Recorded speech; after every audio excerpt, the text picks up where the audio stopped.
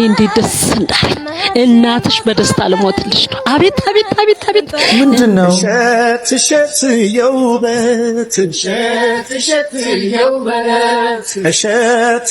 በቬሎ ለቅሶ ምንድነው? እሸት ያልኩት የሽምብራ እንዳይበስልሽ ብሩን እልክልሻለሁ። ችግር ካለ ደውይልኝ።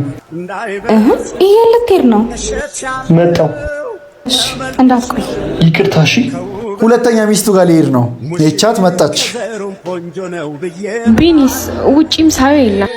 መጣው ብሏል። እንዴት ነው? ያምራል። በጣም አምሮብሻል። እንዴት እንደወደድኩት።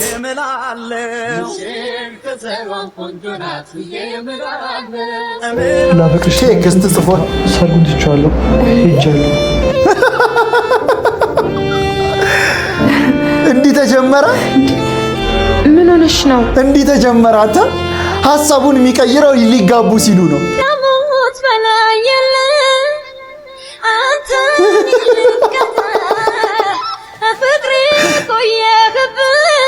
ፌንቱ ደቂ እንጂ።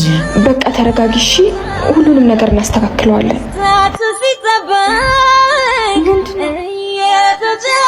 እናትሽ ደወሉ። ልጄ ምና ስለ ሰርጉ ሊወራ ነው።